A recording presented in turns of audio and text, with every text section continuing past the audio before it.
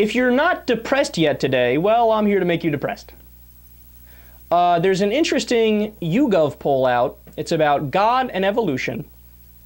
So, the good news is this, the little bit of good news that comes out of it.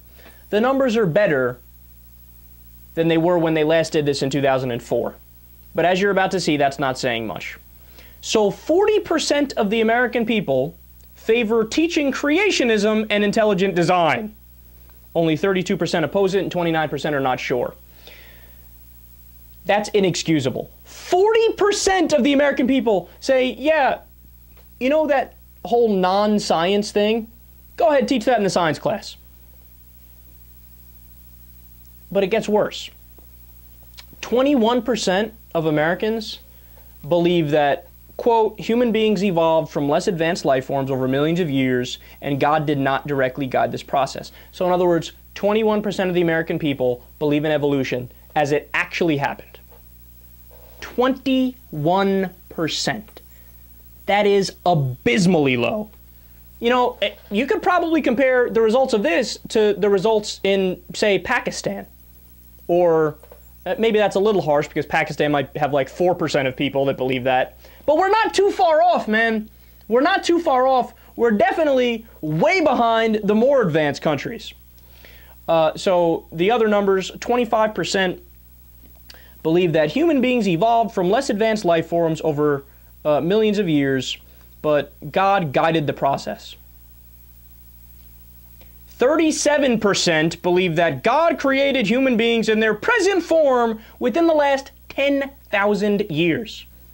Okay, the dinosaurs are like 65 million years old. And 37% say, no, the world was created 10,000 years ago. Okay, the world is 4.54 billion years old. 4.54 billion. We have so many fossils that predate what you're talking about, 10,000 years. We have evidence that there was one large continent, Pangea, millions of years ago, hundreds of millions of years ago, and then it became the continents we have now. But no, they say, no, forget all that. Everything you learned in science class, all that, those facts and knowledge, all the radiocarbon dating that proves the world is billions of years old, 4.54 billion. No, throw that all out. We were created about less than 10,000 years ago. Look, that's just flat out ignorance. And the problem here is that nobody either knows the scientific reality or nobody explained it to these people. So look, let me just real quick explain to you why evolution happened and we don't know if there's a God. So the argument always is, people go, well, look, we're so designed that there's got to be a designer. It's the old watch and watchmaker argument. But understand why that argument is incorrect. So, okay, let's say there is a God, and the God created us, because we do look intricate, we look designed, right? Well, for the thing that created us, wouldn't that thing have to be way more intricate? If we're intricate, then whatever created us has to obviously be significantly more intricate. Okay, so then who created the creator? Because if he's so intricate, he needs a creator too, according to your own logic. So who created the creator? Is there a super God for the God?